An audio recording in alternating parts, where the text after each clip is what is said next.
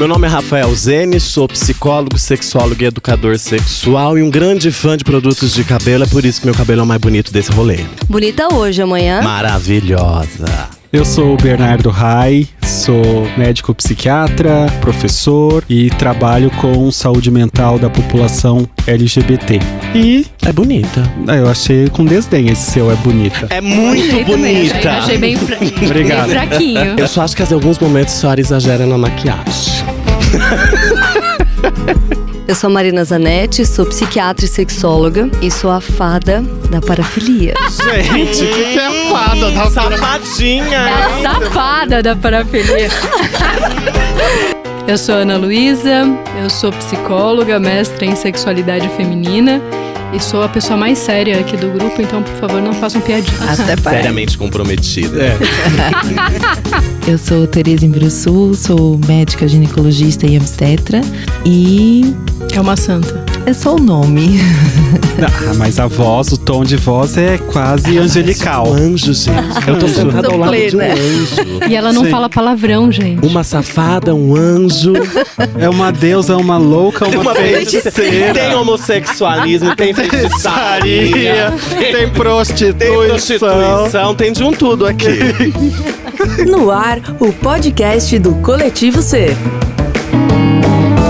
Bom dia, boa tarde, boa noite, meus queridos ouvintes coletivers. Como é que vocês estão? Tão boas? Olá, coletivers. Boas não, tô maravilhosa. Arrasou! É isso aí, meu povo. Sejamos bem-vindos a um novo, bem-vindas e bem-vindex a um novo episódio do Coletivo C.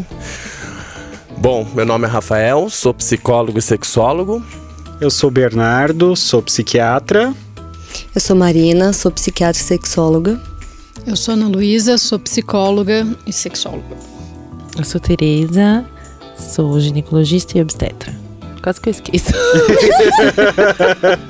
Problemas, Você nega. é sexóloga também? Você é sexóloga? Então só, gente, eu virei sexólogo agora. É. Tereza, Meu, até a dona do sexo. aí, Fica aí, amiga. fica A parada Tereza agora. mexeu a cabeça, gente. Ela tá animadinha. Bom, pessoal, antes de começarmos aquela velha história, beijos, beijos, beijos. E hoje temos muitos beijos.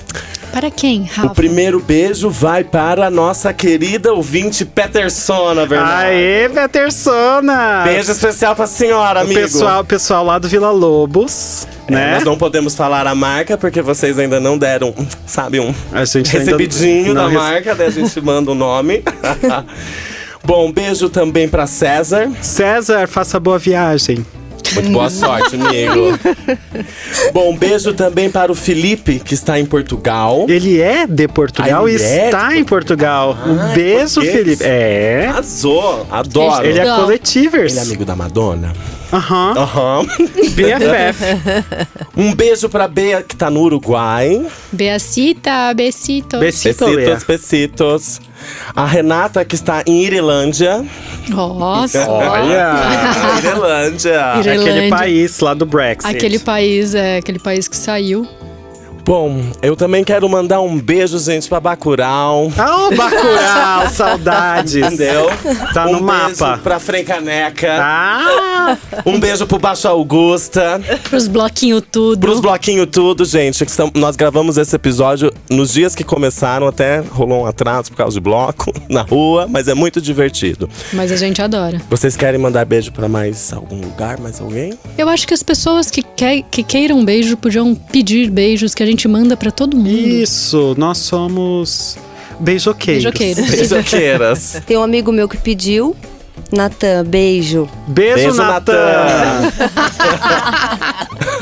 Ele tá online aqui. Ah! Aí, ó, tá onde? Online aonde? Bom, pessoal, A até nossa bom- live. Isso, legal de falarmos da nossa live, né? Que a partir de hoje, nossos episódios serão gravados junto com uma live no Instagram. E esperamos vocês, inclusive, para fazer perguntas enquanto estamos no ar. Perguntas pertinentes, tá? Não vai mandar pergunta qualquer. Exato, porque a gente pode censurar. Aliás, é a moda atualmente, então a gente Exato. censura mesmo. Então a gente vai censurar É. mesmo. Porque eu quero censurar. Mas é Canceladas. pergunta, não é livro. Ah, e aí confuso. Aí fica com... Mas Gente, Sigam faltou a alguém. gente. Faltou o Ricardo. Beijo pro Ricardo. Quem é Ricardo? Quem é Ricardo? Aquela alma. Ah, não, é o Rodrigo. É a alma que mora na minha casa. Desculpa, Rodrigo. Um beijo pra você. Agora, vamos lá. Primeiro, aonde você pode encontrar o Coletivo Ser? Você pode encontrar o Coletivo Ser nas mais variadas plataformas de podcasts do mundo. Se você está no Brasil, na Irlanda, Portugal, Coreia do Norte, Coreia do Sul, China, não sei se lá Irlândia. consegue, né? Irlândia, mas ok. Você pode encontrar a gente no podcast da Apple e só procurar Coletivo Ser. E, por favor, dê 5 estrelinhas, uma estrelinha para cada integrante do coletivo. Estamos também no Spotify, Deezer, Spreaker, todas as plataformas. E vem aquele nosso pedido especial. Google, libera pra gente, Google, por favor. Ainda não liberou? Não sei, se a produção não disse que liberou, acho que não liberou, então. Vai começar a ficar mais cara pra ele. Tá bom, gente? É isso. Segue, curte, liga o sininho e segue a gente também no Instagram, @Coletivo Ser, que aí você pode acompanhar também nossas lives, pode acompanhar o material que a gente vai começar a postar, vídeos e tal. E vamos até criar um grupo assim de melhores amigos para receber coisas. Recebidinhos. Pediram aqui na live um beijo pra Taubaté. Beijo, Taubaté! Um beijo pra você e pra grávida de Taubaté. Taubaté. Adoro. Pra Lilian, um beijo especial. Beijo, Lilian. Então vamos começar, porque já enrolamos muito. Sobre o que falaremos hoje? Você que escolheu a pauta. Eu que escolhi. Então. Exatamente. Então vamos Quer lá. falar? A Tem as louca, honras. a louca. Sobre o que falaremos hoje? Hoje falaremos sobre disfunções sexuais. Uou! Polêmica. Dividindo em 3. A gente vai dividir em 3 para ficar mais didático. Em 3 grandes grupos. Em 3 grandes grupos. Ok. E depois a gente destrincha os 3 grandes grupos. Combinado. Combinado? Vamos começar com disfunção de orgasmo, depois de desejo e depois disfunções de dor. Ok. Começando com disfunção de orgasmo. Quais são as disfunções de orgasmo? Marina. Nossa, virou chamada. Ainda bem que eu não tenho aquele título de sexólogo, então eu não preciso saber essas coisas. Existe anorgasmia, que é quando uma pessoa não consegue atingir o orgasmo.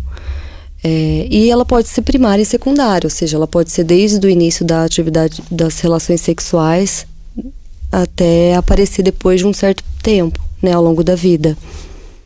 O que mais que temos? Eu acho que... Até pelo que a Marina tá levantando, acho legal a gente só introduzir o conceito de disfunção, que é uma problemática, um problema apresentado durante o ato sexual, né? Seria legal ouvir o episódio anterior para entender as fases do ciclo sexual e por isso que está dividido dessa forma, os grupos. Mas é interessante se pensar que aqui no episódio de hoje, inclusive para as pessoas também compreenderem que quem não tem disfunção sexual e às vezes tem também, né? Porque elas podem apresentar uma frequência, uma intensidade, tudo isso que a gente vai explicar. Mas sobre a perspectiva médica, eu não sei, Miguel Resto, me ajuda. Então, disfunção é tido tudo aquilo que a pessoa considera que está insatisfatório. Que a palavra principal é satisfação, né? E quando a gente faz uma pesquisa, quando a gente está de frente de alguém que vem com uma demanda, a gente faz uma investigação de todas as fases do ciclo de resposta sexual, que a gente falou no episódio anterior, e destrinchando essas fases do ciclo de resposta, o quanto a pessoa se sente satisfeita ou não com cada uma delas. Porque muitas vezes uma pessoa chega com uma queixa de determinado momento do ciclo de resposta sexual, e investigando a gente vai, na verdade, descobrindo queixas em outras fases, né? E só voltando à questão da disfunção em si, então, acho que o que é importante a gente pensar nesse conceito de disfunção? É um sofrimento, um impacto significativo, uma angústia, ansiedade, e isso na vida da pessoa. E como profissional de saúde, a gente também tem que entender qual é o padrão do ciclo da pessoa que procura auxílio. Porque às vezes é difícil a gente falar de normalidade e anormalidade se aquilo satisfaz a pessoa, né? Você, ok, não, tem que transar 3 horas. Para uma pessoa, 3 horas é uma maratona, para outra é uma corridinha, né? Então a gente tem que entender também como é a questão sexual e todas as fases e disfunções e tal na vida da pessoa e se realmente causa algum sofrimento. Então, a gente vai falar um monte de coisa hoje, um monte de diagnóstico, falar características e tal, mas uma preocupação é não se assustem e não saiam se autodiagnosticando. Se percebeu que tem algo diferente, procure auxílio, procure ajuda, e não necessariamente essa diferença é algo patológico, tá? Pode ser uma variação da normalidade. Tem muito a ver também com casal, né? Ou trisal, ou tetrasal. Ou tetrasal, mas com quem você está se relacionando, às vezes também é isso. Uma pessoa tá satisfeita, a outra não, como é que isso fica? É importante. Para complementar a definição de disfunção, acho que a palavra-chave também é a persistência disso, né? Persistência dessa queixa, persistência desse sintoma. Então, por exemplo, quando a gente vai falar de uma mulher ou de um homem que não tem prazer, que não tem orgasmo, a gente sabe que quando a gente fala, por exemplo, de disfunção, é quando isso acontece em mais de 50% das relações sexuais. Então, assim, por quê? Porque às vezes, dependendo da fase de vida que a pessoa se encontra, do momento, das circunstâncias, às vezes você não vai ter desejo, às vezes você não vai ter orgasmo, às vezes você não vai ter... Você pode até ter um desconforto na relação sexual, uma dor na relação sexual. Então, uma palavra que liga bem com disfunção é a persistência dessa queixa, né? E aí a gente pode colocar até mais de 6 meses de persistência dessa queixa. E o que a Marina falou um pouco antes em relação a uma disfunção ser primária ou secundária, isso pode acontecer também em qualquer dessas disfunções que a gente vai falar, né? Tanto de transtornos de desejo e excitação, quanto transtornos de dor, quanto transtornos de orgasmo. Porque o que seria isso? O primário seria desde o primeiro contato sexual, desde a primeira relação sexual ao longo de toda a vida. Então é um sintoma, é uma queixa, é algo que você percebe desde o início, desde sempre. Mas nada impede que sempre houve uma vida sexual boa e em determinado momento, em determinada situação, passa a existir alguma inadequação, passa a existir alguma coisa diferente. Então, isso não impede de acontecer, tá?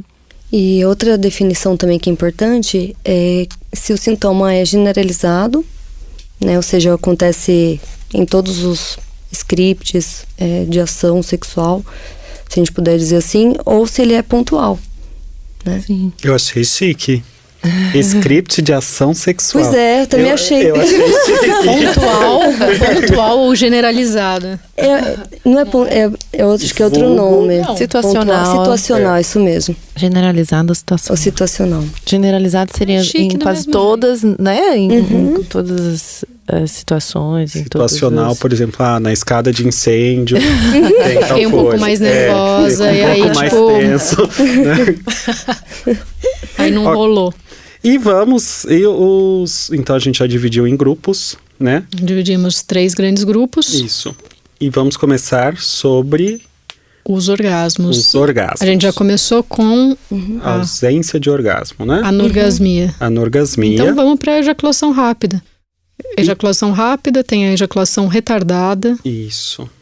Primeiro, vai minha crítica, porque os manuais diagnósticos, eles são extremamente heteronormativos. E quando a gente fala das disfunções sexuais, eles falam exclusivamente de relações heterossexuais e quase em sua totalidade, acho que exceto... Cisnormativos também. Cisnormativos, e eu acho que exceto a dor genitopélvica, porque aborda talvez toda a pelve, né?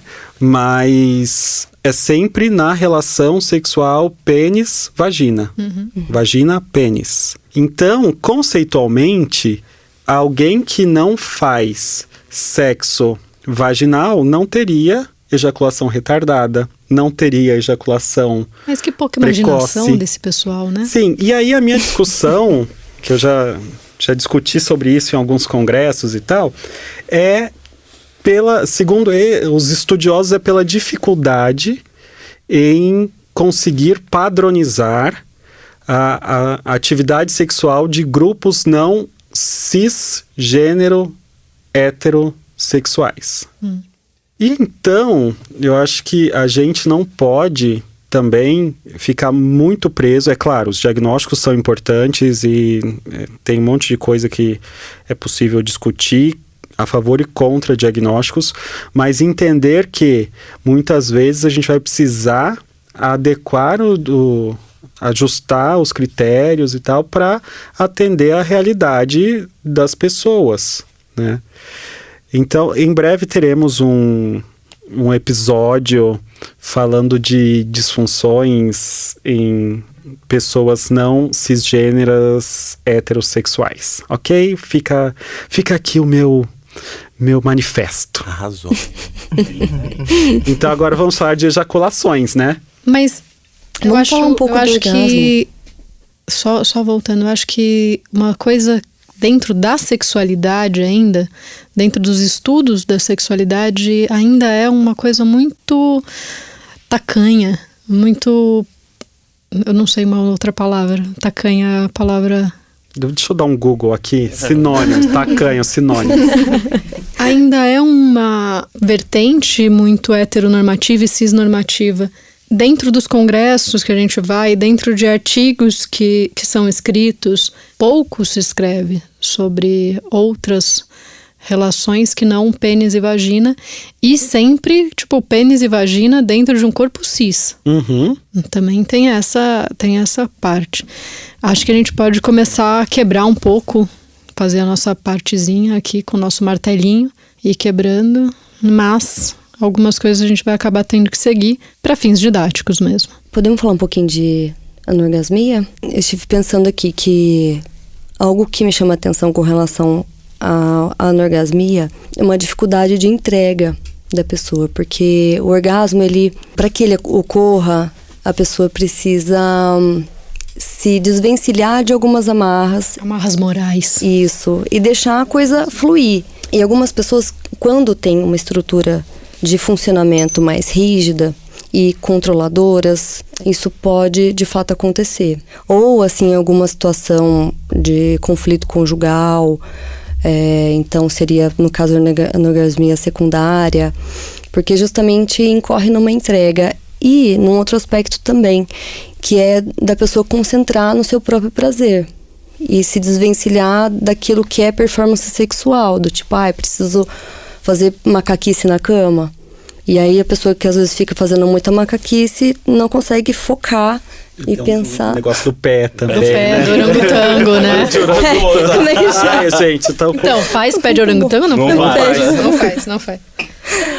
Mas o que eu acho interessante até nisso, daí começa a parte que eu adoro da disfunção sexual, que é o turning point da medicina para as psicológicas, porque é diagnosticado por uma ginecologista, um ginecologista, um uro. Quando é diagnosticado? Quando é diagnosticado, ou algum outro médico. Acho que os psiquiatras têm muita capacidade de compreender quando entram nesse campo e já sacam que ali rola uma dificuldade, mas quando vamos para tratamento e compreensão da construção do sintoma, como a Marina citou, são todos sintomas psicológicos, são todas associações criadas. Eu já tive, eu acho até interessante, o pessoal pediu, nossos ouvintes, que trouxéssemos mais casos clínicos também. Os coletivers. Os nossos coletivers queridos e querides e queridas. Esqueci algum. Não, tá tudo certo. Obrigado. Então, dentro dos exemplos, por exemplo, na falta de orgasmo, eu já vi casos onde era uma questão de se sentir suja ou sujo, por um aspecto moral religioso. Uhum. Eu já peguei casos onde a associação era criada com nojo, no caso de um homem, justamente por causa da ejaculação, que eram outras associações ruins criadas com a iniciação sexual desse caso. Eu já vi casos de falta de entrega e confiança por conta de abuso sexual e estupro, né, na infância e adolescência. Então, é interessante se perceber como o corpo responde. Eu acho que a psicossomática fica muito nítida no caso de disfunções sexuais, né? Na minha opinião, quando Freud começa a estudar a histeria, ali já aconteciam também casos de talvez manifestação de disfunção. Já, com certeza. Entende? Porque não deixa de ser uma histeria de conversão. O movimento involuntário na vagina provocado às vezes por uma falta, por uma questão moral, por exemplo. É a psicossomática gritando. E na falta de orgasmo, inclusive eu acho muito complexo trabalhar. É um processo lento e difícil, mas não desistam, pessoas. O que a gente quer trazer aqui com esse episódio é dar nomes para ajudar a identificar, reconhecer dificuldades, reconhecer as problemáticas, para também encaminhar para... Existe tratamento, viu? Essa é a parte, inclusive, até para os ouvintes saberem que a sexologia atua diretamente dentro da clínica, né? Que é a terapia sexual. Mas no orgasmo eu acho complicada justamente por uma questão... Todo ser humano tem um pouco de dificuldade para entrega de prazer também. E interessante que quando a gente pensa nessa questão, às vezes a gente fala em anorgasmia também, que a gente tem que checar se as fases que vêm antes, se elas estão ocorrendo. Então, assim, se você tem desejo, se você tem excitação, se você tem motivação, se você tem estímulo para aquela relação sexual.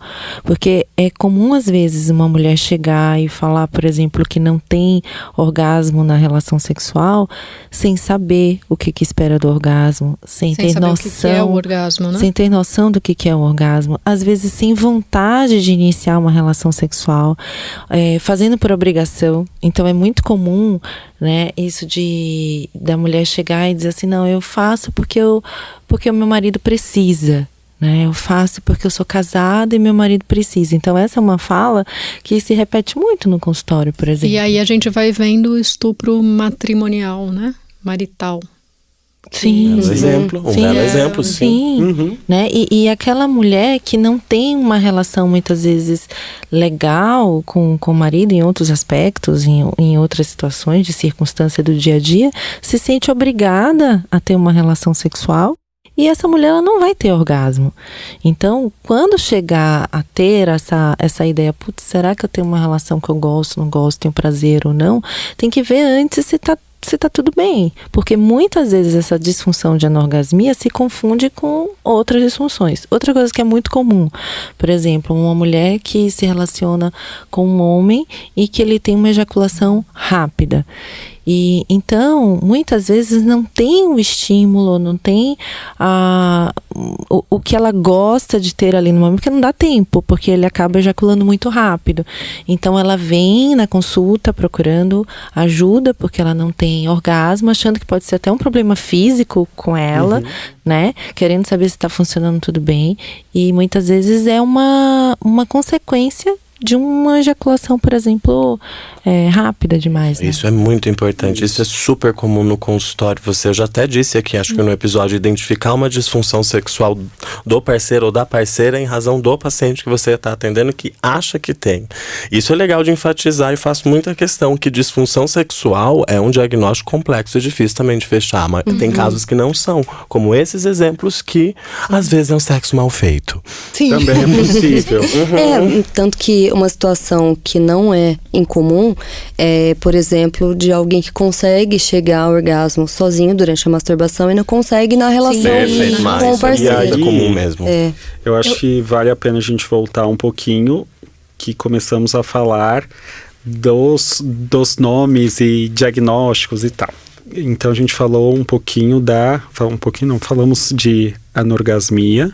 Eu acho que é legal explicar esse termo, né, de onde vem. Anorgasmia sem orgasmo, Exato. né? Isso. Né, o prefixo anorgasmia sem orgasmo, tipo Ana, né? Sem na. Sem na. Na. Entendi. Olha, sem now. É uma pessoa que não tem um barco. Não tem um barco. Entendeu? Adoro vocês são muito inteligentes. E aí, então, eu acho que tem 2 conceitos que são bastante interessantes, que vale a pena a gente discutir, que é a ejaculação rápida ou prematura, que era chamada de ejaculação precoce, né? E a ejaculação retardada. A ejaculação retardada é um diagnóstico relativamente novo que entrou no DSM-5. O DSM é o Manual Diagnóstico da Associação Psiquiátrica Americana. E o DSM-5, se não me falha a memória, é 2013. 2013, né? E aí, Já. Olha esses dias que eu comprei o novo. Então. Aí tá voando, né? Tá voando o tempo. Menino. Eu era recém-formada, 15 anos. Eu tava na faculdade. E aí, é um diagnóstico novo e que tem muita relação com o que a gente falou no episódio de função... Não, qual que era o... Desempenho sexual. Desempenho sexual. Isso. Porque uma das questões da ejaculação retardada é que as pessoas que têm essa queixa, elas não conseguem chegar ao orgasmo, não conseguem ejacular no tempo que elas gostariam. Então, isso é uma questão importante. É no tempo que a pessoa também gostaria, que ela acha que é ok. Passa um ponto que torna-se sofrido. Sofrido, exato. Porque é diferente da pessoa que vai pra sauna e quer transar com milhões de pessoas. Ou que quer fazer sexo tântrico e ficar lá pra sempre. Fica lá horas, né? Lá, né? Então, priaprismo. Esse diagnóstico está muito relacionado com o que é o sexo real do que é o sexo cinematográfico, imaginado, idealizado. Tem uma coisa também do parceiro ou da parceira, né? Esse diagnóstico também olha muito para a relação, né? Sim. Mais do que... Enfim. Tanto que alguns autores questionam, né? Ela é questionada, inclusive, não questionada que ela acabou indo pro DSM, mas não é tão comum o diagnóstico, tanto quanto a rápida, né? Que a rápida é muito mais comum do que os casos da retardada. Então, mas a retardada, aí pensando, é um diagnóstico novo, então a gente não tem muitos dados de epidemiologia para falar se é ou não presente. E também, se você pensar no mundo, então, esse mundo machista e tal, se você, o cara é foda, ele consegue ficar horas transando e tranquilo, como se fosse bom. Um sucesso, né? Sim. Então, eu acho que tem também esse viés aí em questão de diagnóstico, e até as pessoas também, não necessariamente, elas entendem que... Acho que aí também tem 2 questões. Uma é, a pessoa precisa, para se satisfazer, para sentir prazer, ela precisa chegar ao orgasmo. E ter a ejaculação. Ou se não precisa, né? Então aí são outros 500. Essa questão diagnóstica é interessante porque... Todo homem, eu acho, uma grande maioria que atende nos casos de sexologia, na cabeça deles, existe ejaculação rápida. Mas para os critérios diagnósticos da DSM, não. Mas gera sofrimento para essas pessoas. Entende? Então, até é utilizado tratamento de terapia sexual para ejaculação rápida, para essa pessoa aumentar seu tempo, mas ainda não é uma disfunção. Eu acho super complexa essa questão quando envolve o prazer. Ela é muito subjetiva. Sim. E aí falamos então da ejaculação retardada e tem ejaculação rápida, prematura ou precoce. Que aí seria o oposto. Então a pessoa ela teria uma ejaculação, e aí, mais uma vez, a crítica do critério diagnóstico, né? Então, é contado pelo tempo de relação sexual que o indivíduo introduz o pênis na vagina. Mas a gente sabe que outras práticas e outras realidades também pode e acontece a ejaculação prematura. Que seria o IELT, né? Que é o tempo de latência. Exato. Ejaculatória intravaginal. Tanto na ejaculação rápida quanto na retardada, existe a questão do tempo aí, né? Isso. Então, esse tempo que gera um monte de interrogação, porque esse tempo é muito individual e é muito da relação sexual em si. Então, tanto a ejaculação rápida quanto a ejaculação retardada vai aí numa variação de tempo que a gente não tem essa resposta. O manual sugere quantos? São segundos, né? Se eu não me engano. A rápida pode ser antes da penetração. Antes da penetração. Casos mais graves. Mais grave. E em geral, eles consideram menos do que 1 minuto. Tá. Porque aí E tem a leve, média... moderado e grave. O grave seria antes da penetração, o moderado até acho que 30 segundos, eu vou até Mas ver certinho aqui. Isso vem novamente da expectativa de tempo. Exato. Tanto do tempo da relação sexual, e aí você começa... Mas a relação sexual começa com o quê? Né? Existe um ato sexual todo antes e tal. Então, é difícil delimitar esse tempo.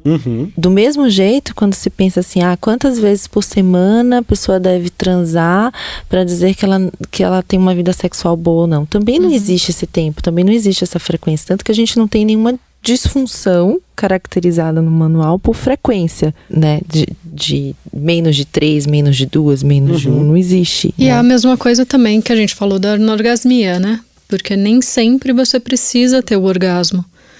E o que importa sempre é o prazer que está te proporcionando. Só para falar do tempo, né? Então é menos de 1 minuto, né? Então a leve é de 30, ejaculação rápida, né? De 30 segundos a 1 minuto, a moderada de 15 segundos a 30 segundos e a grave menos de 15 segundos. Então, uma das coisas, eu acho que pensando na ejaculação rápida, é o lance da ansiedade, de expectativas, de início da vida sexual, de estar com um parceiro ou uma parceira diferente, né? Então, mais uma vez, eu acho que o que a Teresa disse, de entender frequência, intensidade, duração, porque tem um comercial na AXN que é bizarro, que fala de, por exemplo, disfunção erétil, alguma coisa, mas ele fala assim, dizer que isso nunca me aconteceu antes não é mais desculpa. Ai, gente, Muito bom. vamos ferrar com a cabeça das Use tal pessoas. fitoterápico aí que vai resolver todos os seus problemas. Maracujina? Então, pode nunca ter acontecido antes. Sim. Pode acontecer em situações específicas, né? Às vezes no primeiro encontro, né? No primeiro encontro sexual é comum você ter tanta ejaculação rápida quanto, às vezes, não conseguir ter uma ereção. E muitas vezes também. Pra existe... mulher também, né? Então não desista no primeiro encontro. Exato. Insista Às vezes dá pra desistir, sim. Às vezes dá pra desistir, né? Eu também Até- acho. Acho que tem hora... papo daí, né, Não, gente? Vamos dar a segunda Esse papo é chance, ruim, né? gente. E muitas vezes existe uma correlação real com o transtorno de ansiedade. Sim. E quando Eu a maior adoro no parte... consultório. Ele responde muito bem ao tratamento. É ótimo, porque assim, Super. às vezes o paciente, ele procura a gente por um transtorno de ansiedade, aí você tenta entender alguma coisa da sexualidade e tal, e aí sempre sai pela tangente, aí você introduz um tratamento farmacológico e um dos efeitos, né, é o aumento da latência para ejaculação. E aí o paciente chega na consulta seguinte, assim, nossa, mudou um monte. Eu falo, o que mudou, querido? Né? Queridinho. Eu acho que a ejaculação rápida, ela deveria ter até ali como critério diagnóstico, é impressionante. Ou a pessoa apresenta também um transtorno de ansiedade, ou tem um perfil ansioso, uma personalidade muito ansiosa. Porque daí envolve, além do transtorno de ansiedade de performance, as experiências ruins anteriores. Tudo que a gente está falando da questão do orgasmo também é que pega da construção psicológica sobre o sexo. Mas... Outra questão super importante é que muitas vezes pessoas que têm ejaculação precoce vão ter disfunção erétil associada. Sim. Né, uma grande parcela. Porque na tentativa de manter a ereção, às vezes o homem ejacula, ou na tentativa de não ejacular, perde a ereção. Então, as duas coisas muitas vezes vêm associadas. Sim. Então, na maior parte das vezes, o tratamento ele tem que considerar a questão da disfunção erétil. E assim, o que eu observo na prática é que alguns pacientes, eles têm uma facilidade maior de trazer sobre a ejaculação precoce do que sobre a disfunção erétil, por uma questão de ego, assim, Sim. né? Cultural. Machismo, né? Isso. É o machismo porque- atingindo o homem em porque, sua saúde, nesse caso. Você se mantém viril. É rápido, mas eu Tá duríssimo. estava ereto. Eu tava ereta, duríssima. Eu consigo. Eu consigo. Eu acho que uma analogia para a mulher, eu acho mulher cis principalmente, ficaria no transtorno de dor. Né? O vaginismo, por exemplo, que hoje é um chamado dor genitopélvica sem penetração, seria o análogo da disfunção erétil. E a anorgasmia é anorgasmia para os dois lados. Mas... E que é muito comum na mulher cis, a anorgasmia. É porque quando a gente fala do homem cis, a anorgasmia, acho que é muito mais difícil de ser vista do que a ejaculação retardada e a ejaculação prematura. Uhum. Então, eu acho que essa analogia faz sentido, sim. Uhum. E outra coisa, um homem pode ejacular e não ter orgasmo, Sim, Sim. que é algo possível. Tem a ejaculação retrógrada. tem isso também. E pode chegar ao orgasmo e não ejacular também. Uhum. Às vezes isso, como a gente estava dando, no início a gente estava falando de generalizado situacional, o que eu pego muito no consultório, casais que são tentantes, entre aspas, que estão fazendo tratamento para engravidar. E tem uma programação de coito, né? Então tem que fazer um coito naquele determinado dia que está ovulando com aquela temperatura. E muitas vezes o parceiro dessa mulher não consegue ter ereção naquele dia. Por que será? Não é tão Né? sexy. É uma coisa... Só não tá na minha agenda. Contos de Aya, Handmaid's Tale. Se a pessoa ainda tá em dúvida de ter filho, ainda marca. Ai, gente, é hora de fazer filho. Aí não consegue. Aí os caras contam do consultório de psicologia, o porquê, né? Do que tá rolando. Mas isso ferra muito, né? Essa parte do tratamento de reprodução. Sim, porque muito fica uma me coisa confunde. mecânica. Eu fica tenho muito muitos casais ansiogênico, assim. né? Demais. O que eu acho legal também enfatizar é que a gente tá falando tanto da parte ruim, vamos dar esperança pro pessoal. Existe tratamento. Existe a punheta guiada. O ansiolítico, até no caso de... O ansiolítico, no caso de ejaculação rápida, ele vai até um ponto. Assim como na depressão, que aparecem casos de falta de desejo de orgasmo, que é legal enfatizar. E a necessidade do tratamento psicológico nos casos das disfunções sexuais, que não há como não unir a psiquiatria com a sexologia, a psicologia, para se chegar em resultados bastante eficazes.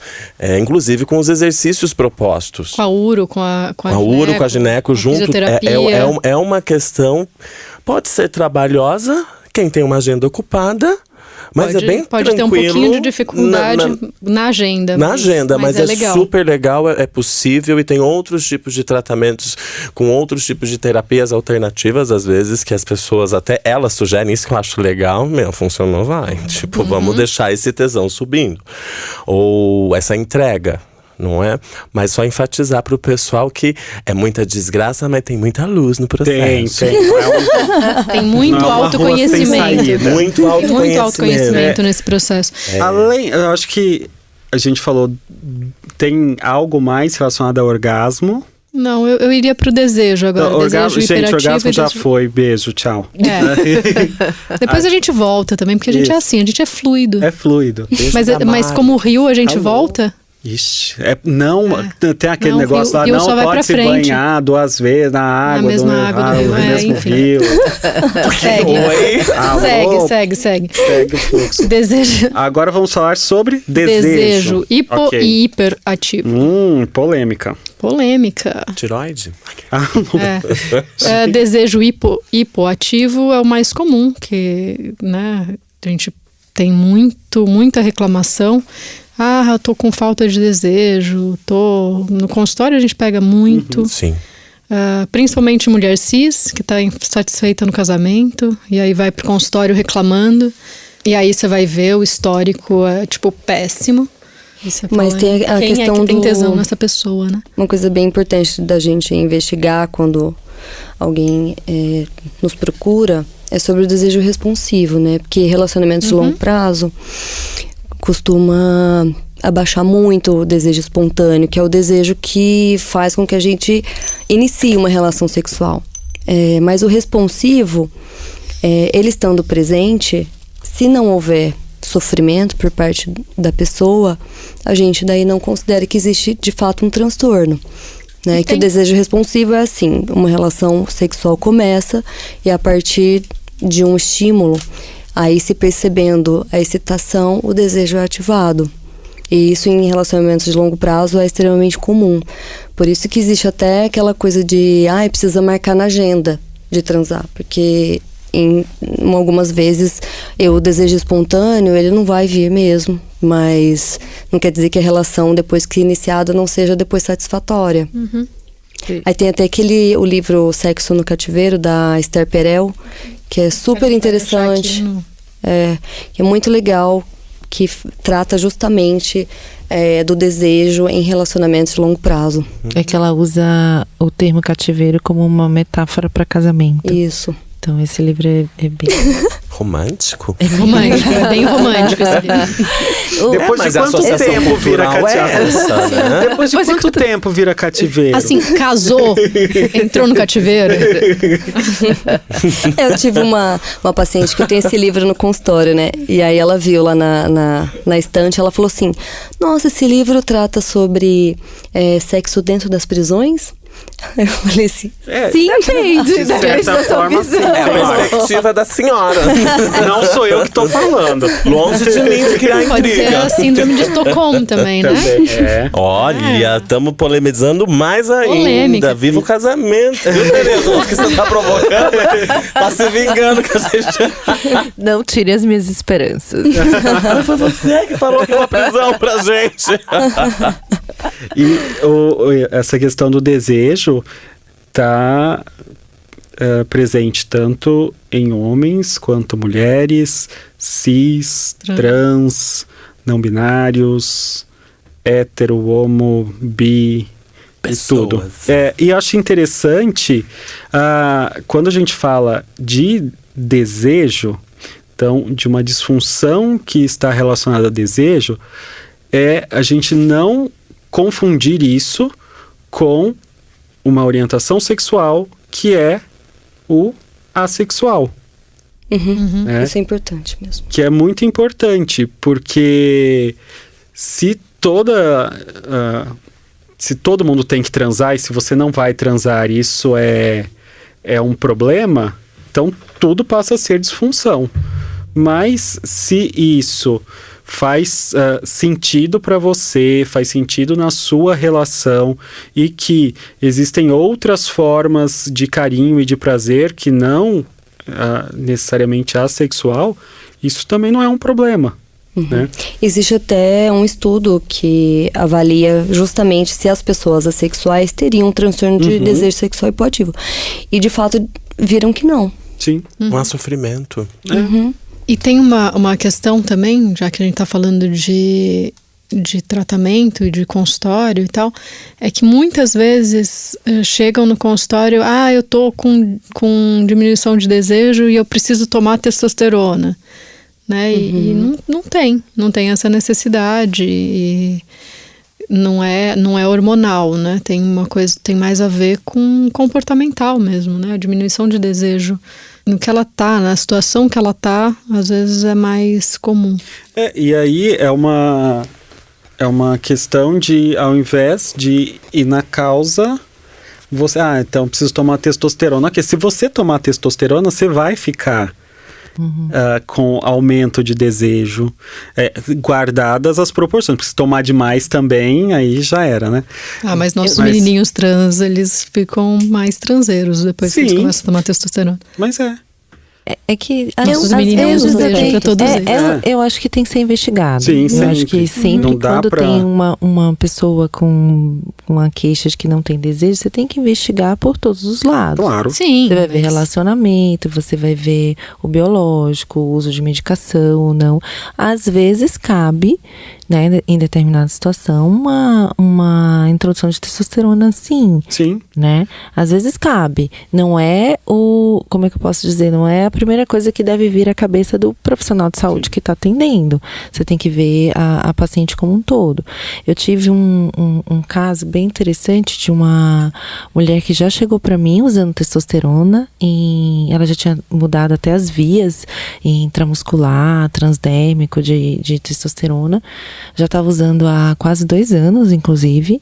E ela disse que ela já chegou para mim assim: meu caso é muito mais sério, porque eu já uso testosterona há muito tempo e não resolve o meu problema. E aí, levando um pouco assim, conversando, tentando entender qual era a dinâmica, ela tinha tido filho há 2 anos. E há 2 anos ela nunca tinha passado nenhuma noite sozinha, só ela e o marido. Ela não confiava em ninguém, a filha ainda dormia junto com o casal, e ela não tinha vida, ela não tinha voltado à rotina de trabalho, não tinha feito nada. Então, assim, era uma mulher que não era, por exemplo, como a Ana falou, não é pensar na testosterona. A testosterona realmente não estava ajudando ela, né? Era uma dinâmica. Sim. Uma dinâmica que tinha ficado ali presa, e ela realmente... Então, a gente foi mudando essa dinâmica, pensando junto o que a gente poderia fazer diferente, e foi tirando a testosterona. E aí, mesmo sem nada de testosterona, só com essa mudança de comportamento, de vida, de tudo, de estilo de vida, ela voltou a ter uma relação sexual bacana. Por isso que a abordagem ela tem que ser muito individual, Sim. né? Sim. Não Multidisciplinar. E multidisciplinar, eu acho que mais do que individual, também multidisciplinar. Sim. Eu penso, quando eu recebo algum cliente ou alguma cliente no consultório para a questão com a queixa de disfunção, o primeiro passo é encaminhar para todos os colegas, para todo mundo avaliar junto, justamente por todas essas frentes. Na realidade, na minha opinião, a disfunção sexual é a última coisa que a gente cogita para fechar, porque tem muita coisa ao redor da dificuldade sexual. Avaliar se tem algo orgânico. Avaliar orgânico, ou não, né? psiquiátrico, né? Social. Sim. Entende? Esse exemplo da casa que você acabou de dar é muito comum mesmo, gente. Onde há tesão nesse cenário? E fora a questão da erotização, que muitas pessoas não desenvolvem uma autoerotização e esquecem do sexo. E não vai ter um botão que você vai apertar e aquilo vai vir do nada. Legal você ter citado isso, Maqui. Inclusive, dentro do tratamento da terapia sexual e sexologia, todas as disfunções, sem exceção, começam com exercícios focados no próprio corpo, primeiro. Você, até uma curiosidade, corta o sexo, né? Porque não há por que continuar fazendo se está gerando muita angústia e frustração. E todos os exercícios, todo o tratamento inicia no próprio corpo, né? Com questões mais simples, como um banho e busca de sensações diferentes no próprio corpo. Depois entra um parceiro para também focar nessa erotização do corpo. Penetração dos últimos momentos que entram também com os exercícios, com cada disfunção. Mas o importante é toda a disfunção começa o tratamento no eu. E mesmo sem a presença de disfunção. Acho muito útil as pessoas se conhecerem dessa forma também. O famoso, muitas mulheres nunca abriram para ver o espelhinho, né? A gente teve uma paciente, né, que a gente perguntou se ela já tinha se visto no espelho, e a gente tava num grupo de sexualidade, né? Você já se viu no espelho? Eu me olho todo dia. Nossa, mas ela é tão travada, como assim ela se olha todo dia, né? Aí ela falou, eu pentei o cabelo, Eu arrumo a sobrancelha todo dia.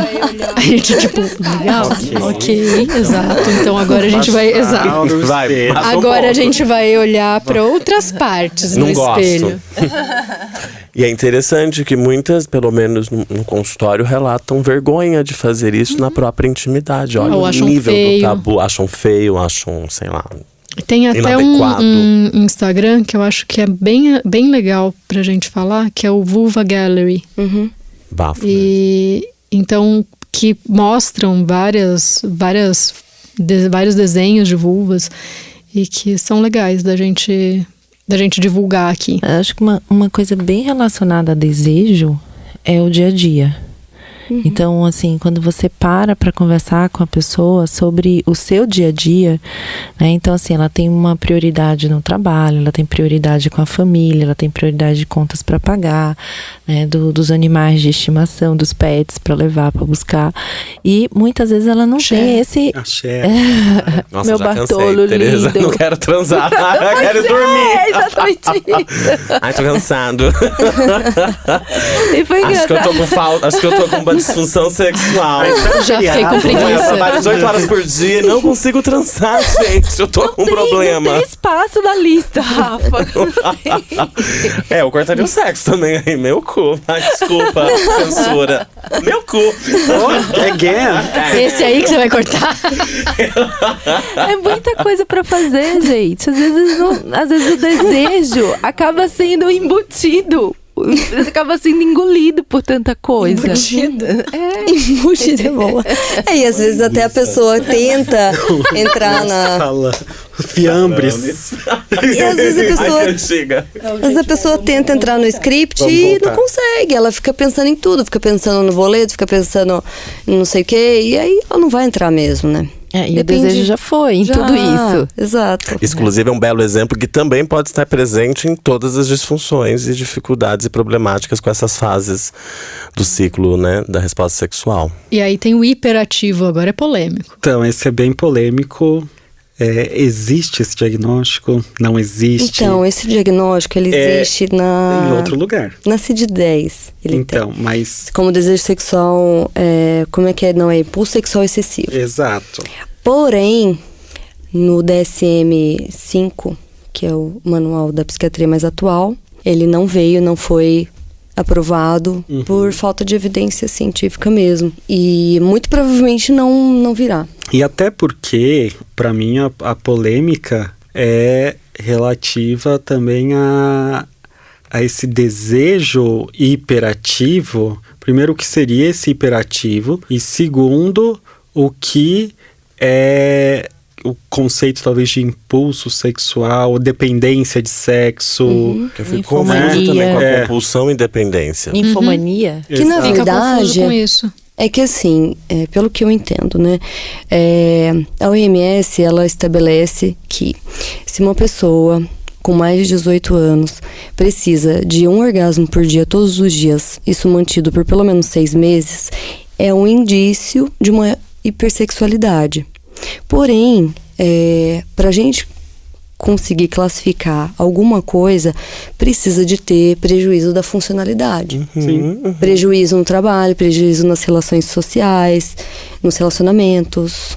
Tipo, que isso ocupe muito tempo, como se fosse uma compulsão mesmo. Eu acho até legal para a gente conversar com o ouvinte e explicar, tratar também como trazer a compulsão sexual e a dependência por sexo junto. Sim. Para até já enfatizar e trazer que existe também tratamento, que existe também acompanhamento. Na verdade, existe, né? A gente não pode falar que isso não existe. Porém, é bem raro. Então, e aonde ficaria raro. isso? Mas para mim é um toque Pensando, assim, não, mas ritual. pensando em mas ok, mas medicamente falando, onde entraria isso? Entraria na questão do desejo aumentado, ponto.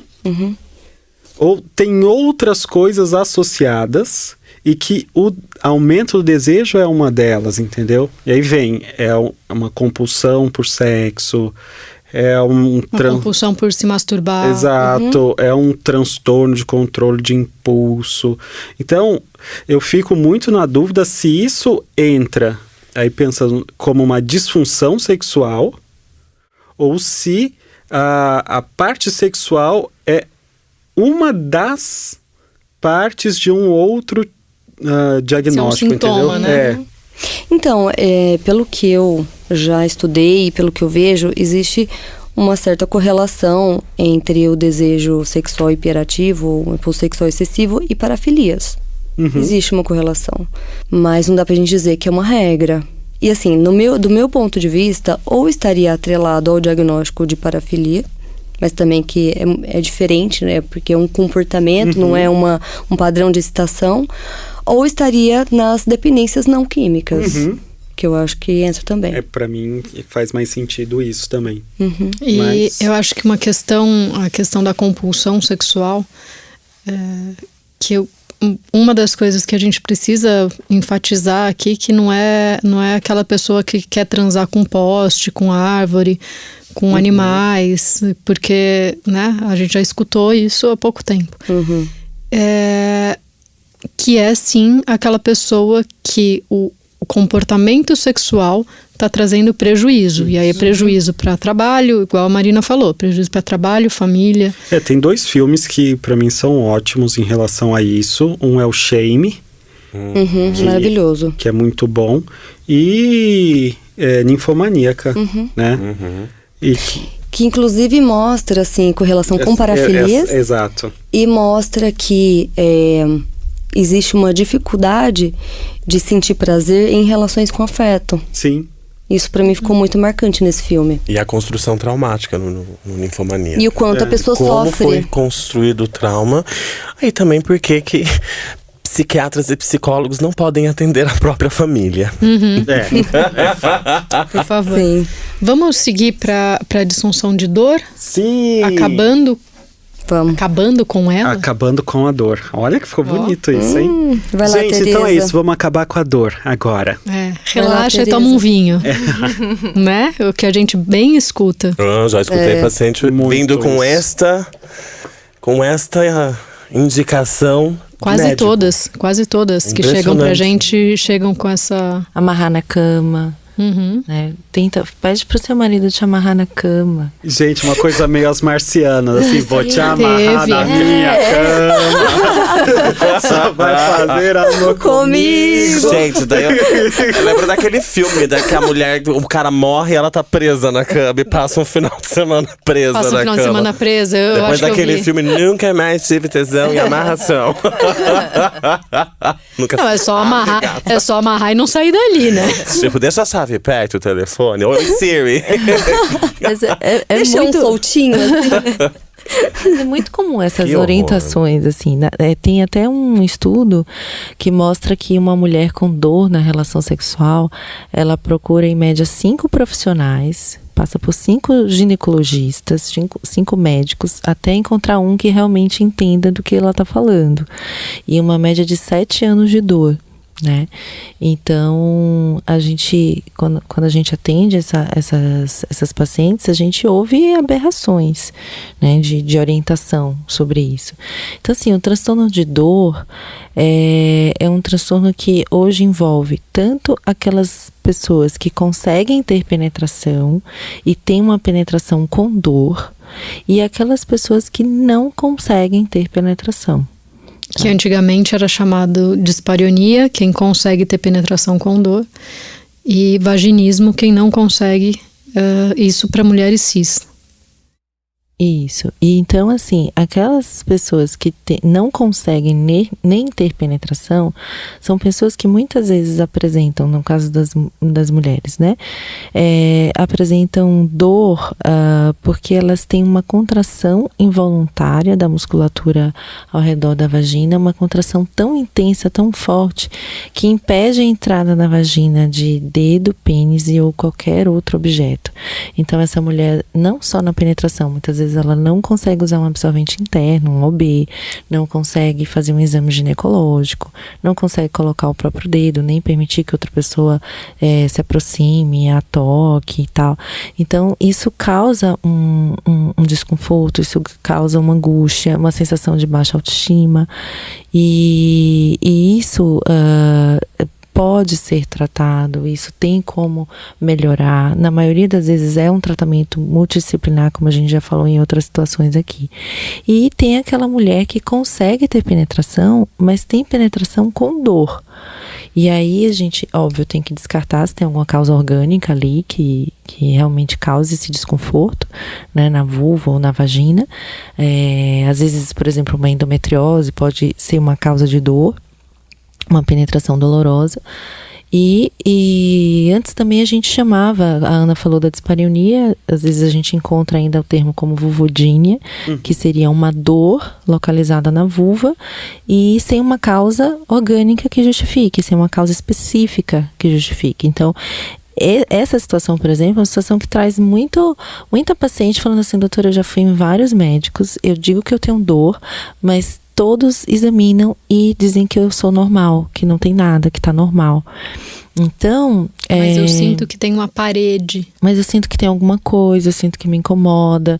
Então, assim, tem várias explicações que levam realmente você olhando a vulva, ela não tem uma alteração anatômica, ela não tem uma doença ali visível, uma lesão, uma verruga, uma coisa, mas existe uma explicação, às vezes um processo inflamatório crônico que tem ali, né? Então é mais uma alteração tanto de mucosa ou de pele ali e que causa dor na relação sexual. E muitas vezes, se essa paciente ela não é tratada e ela persiste com essa dor, ela pode começar a ter uma contração secundária, uma reação a se afastar da penetração, a não querer nenhum tipo de toque. Famoso pulinho para trás. Né? E aí ela acaba podendo desenvolver até um vaginismo. E assim, eu acho que é legal a gente pontuar que nem sempre isso é um problema para as pessoas, né? Porque a gente está num contexto em que relação sexual acaba sendo penetração, né? Muito genitalizado e focado na reprodução. E algumas mulheres, mesmo com dor, optam por ter outros tipos de relação sexual e só buscam tratamento quando elas querem, por exemplo, engravidar. Uhum. Tem relação anal, tem outros tipos de estimulação. E se satisfaz ali com o parceiro. A gente já teve alguns casos de pacientes que fizeram tratamento, conseguiam ter a penetração e não tinham, porque daquela forma o casal estava ok e se manteve dessa forma e tá tudo bem. Não achou tudo isso depois de... Eu já escutei esse... Não achou que fosse, tipo nossa... Nossa, mas é achei isso. que fosse mais, achei que fosse Tem melhor. Tem pacientes que procuram tratamento não para ter relação sexual, muitas vezes. Procuram tratamento para poder fazer um exame ginecológico, né? E isso acontece, às vezes, também em mulheres que fazem sexo com mulher, tá? Não é só mulher que tem relação com penetração com homem vaginal, porque a mulher, ela pode ter dor na vulva independente de com quem ela faça sexo. E eu acho importante colocar também que muitas vezes essas mulheres têm uma estrutura de personalidade bastante obsessiva e fóbica. E aí muitas vezes a pessoa tem medos diversos, medo de fazer qualquer tipo de procedimento, medo de altura, medos, né, fobias.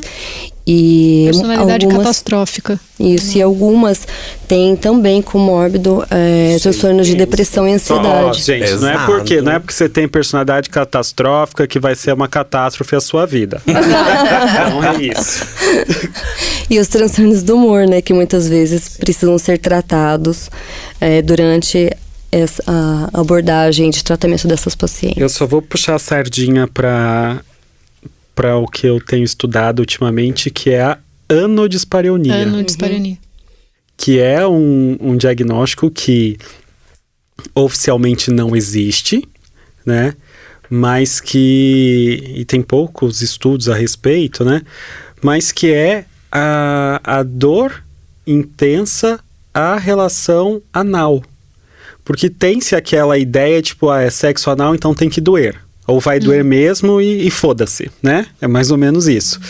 Só que da mesma maneira que na penetração vaginal pode acontecer essa dor intensa, ou mesmo ausência, né, de penetração e a contração é tão intensa, né? Em relação ao sexo anal, isso também pode acontecer. E tem vários estudos interessantes, assim, né? São poucos estudos, mas os que tem são interessantes e que discutem a causa disso e tal. Então, quando formos falar de questões relacionadas à saúde LGBT, a gente vai abordar também a anodispareunia. E eu acho que uma das... Também, voltando, já que eu puxei da outra vez para analogias, tem também as dores de pênis, né? De Sim. baixo, que são dores que a gente chama também de genitopélvicas.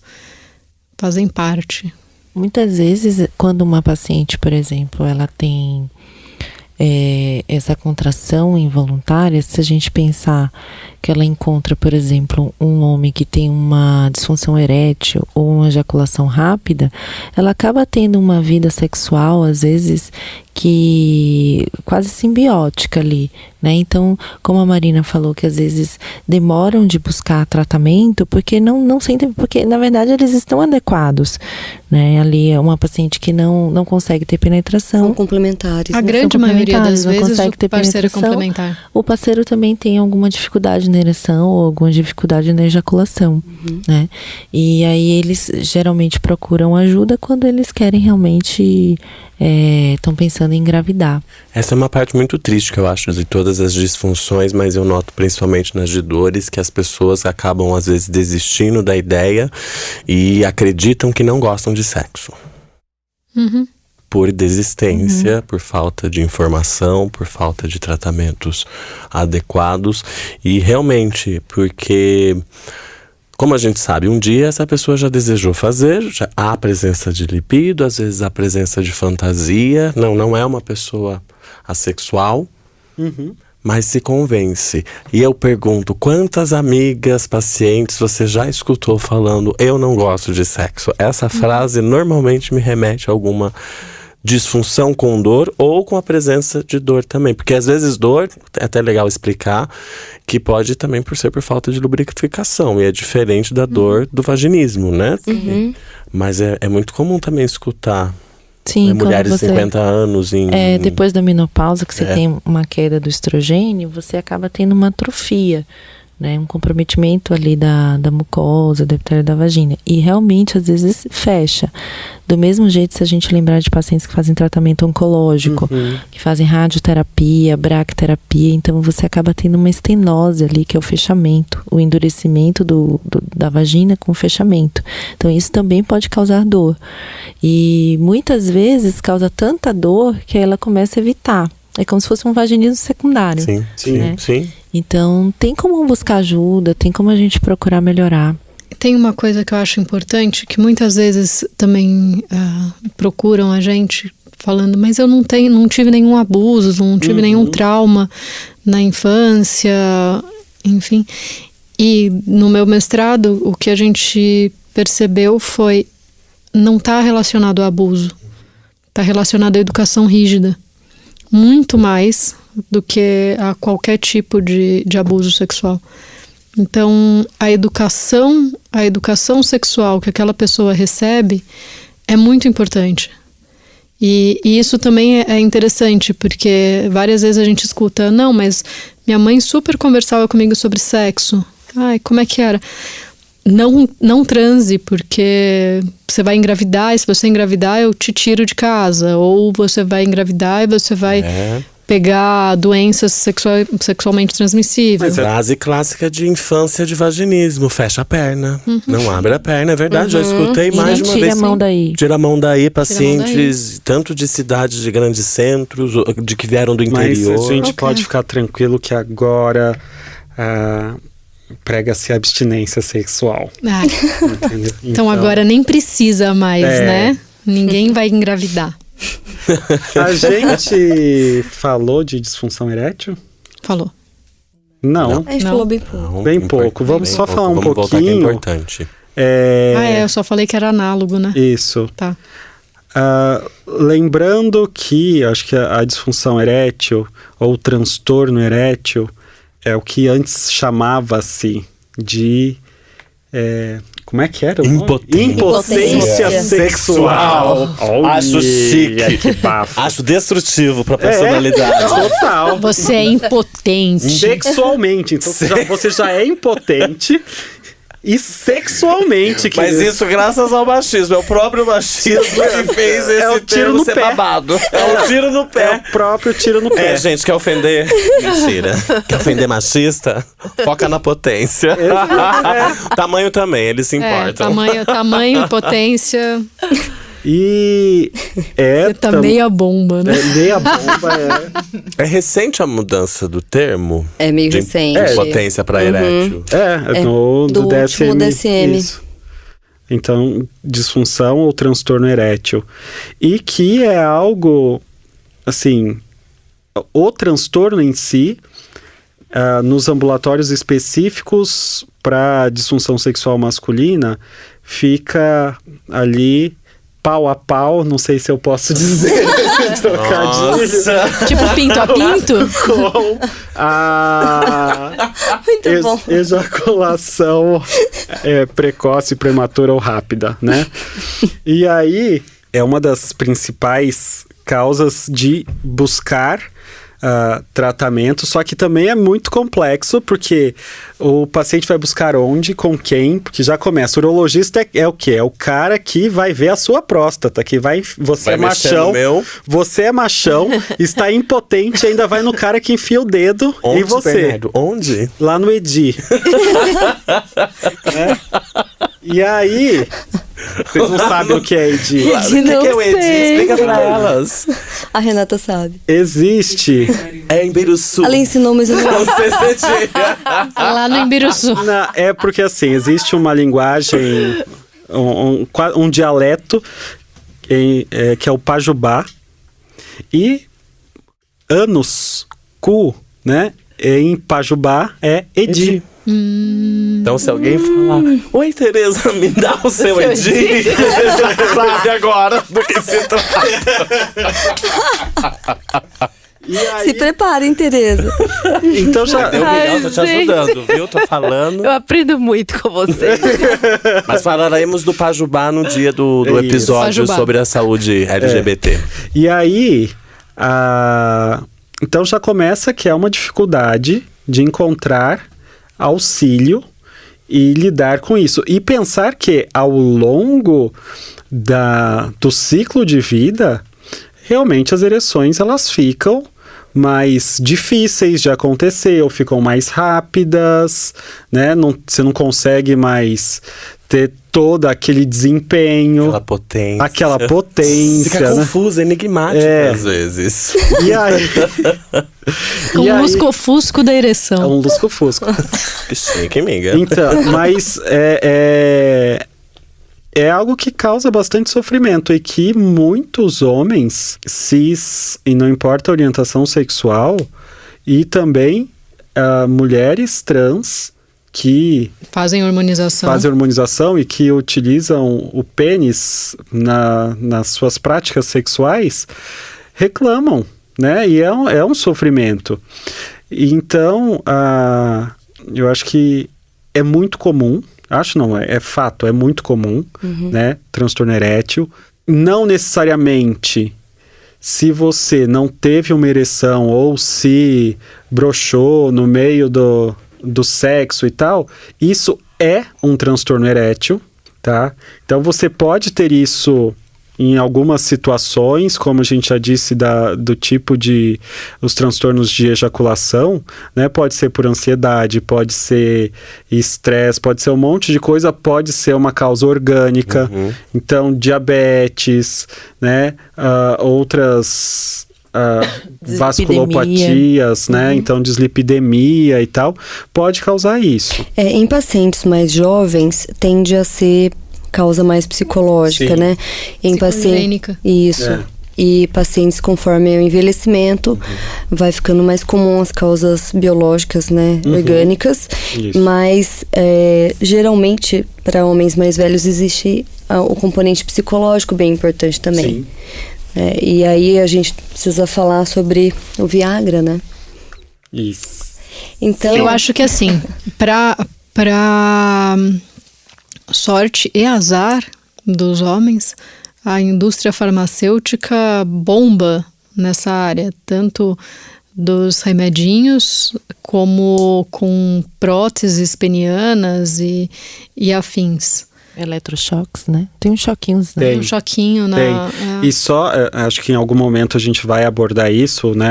As medicações e tal, mas também que atualmente o uso desnecessário. Né, de medicações para ereção é altíssimo. E está Pessoas mais causando jovens, também né? disfunção. E nesse causa pessoal. disfunção porque aí a pessoa, ela tem uma ansiedade de desempenho, tem um monte de coisa aí que passa a não conseguir mais transar sem tomar os remedinhos. Vira um amuleto, vira um símbolo muito forte. E também tá eu acredito que ligado na parte fisiológico também afeta. Sim. Né? E tá ligado à performance, única e exclusivamente, né? Sim, Então, engraçado como às vezes eles não procuram atendimento médico. não né? procuram. Eles preferem ir na farmácia, comprar as medicações, porque eu pego muita paciente em que o marido está tendo essa disfunção erétil e elas não conseguem convencê-los a procurar ajuda médica. Então existe a vergonha muito grande também. Um estigma, né? Um estigma, uma vergonha. Na parte psicológica é muito comum na erétil ter uma relação de poder mal interpretada, mal compreendida dentro do lar. Por exemplo, não somente nos casais heterossexuais, mas casais homossexuais, quando um parceiro começa a ganhar mais dinheiro do que o outro, por exemplo. Nossa, é super comum, mas aconteceu alguma coisa, não sei o que. Não, começou a falhar do nada. Conforme você vai explorando, você consegue perceber essa dificuldade por conta do poder das relações. Na clínica, só vou dar um exemplo. Na clínica, o que eu tenho visto são pacientes jovens que vão se envolver sexualmente, por exemplo, em situações de sexo casual, tipo Tinder, assim, em que não há uma intimidade sexual ainda, né? Tipo, o cara acabou de conhecer. E aí isso gera uma ansiedade absurda com alguém que não se tem nenhuma intimidade, e aí muitas vezes acaba acontecendo. E o que faz se tornar algo ansiogênico com o passar do tempo, se isso se repete. Cada vez mais. Sim. Acho que tudo isso dá muito pano para manga, dá até para mais episódios, talvez separar cada coisa específica, né? Exato. Fica aí a dica, o spoiler da segunda temporada. E ainda com convidados. Sim. Né? Traremos convidados. Será? Teremos convidados. Teremos, Tereza? Teremos, Tereza, em Terenos? Terenos é uma cidade do lado de Campo Grande, Mato Grosso do Sul. Entendi. Beijo, Terenos. Olha. Beijo, Terenos. Gente, é isso. Vamos finalizando este episódio. Então vamos começar dando nossos tchauz, tchais. Qual que é o plural de tchau, hein? Então, tchaules. Tchauz. Marina, sua vez. Vocês podem me encontrar no Instagram dra.marinazanetti. Vocês podem me encontrar na rua. Às vezes eu tô passando. Ali no final da Paulista. Ela mora lá. Às vezes eu tô passando, pode me dar um oi, né? Que horror. @AnaFanganielloPsi. E ali meu Instagram. O meu é @dra.tereza em Biruçu sem cedilha. Então Que fica como? Embiru o quê? Embiruzi, como foi? Edi. Bate aqui. Deu na cara deles, isso mesmo, Tereza. Bom, gente, o meu é @insta_rz. E o seu, Bernardo? O meu é Bernardo. Não, é o DR. Eu já ia passar um, né? de cassação. Que isso, sou uma pessoa séria. Casada. Sou casado. Sério. dr.bernardorai. Sou eu. Nós temos os nossos, né, do coletivo. Então, Instagram, @coletivoser. E nosso site, sexualidadeesaude.com.br. Eu queria mandar um beijo pra minha prima Isabela, que eu tinha esquecido, ela trabalha na Google. Tá? Oi, Isabela, querida. Tá na Irlanda e está grávida, Samuca, deve chegar nos próximos dias. Olha que maravilha. Seja Então, bem-vindo, Samuca. Se puder mandar sei oi. lá, um direct aí pro pessoal da Google dela. Tá? Uma plaquinha de 1 milhão do YouTube. Um beijo. Também. Um beijo. Um beijo. É isso, gente. Kisses. Beijo, beijo. Até o próximo episódio. Até mais.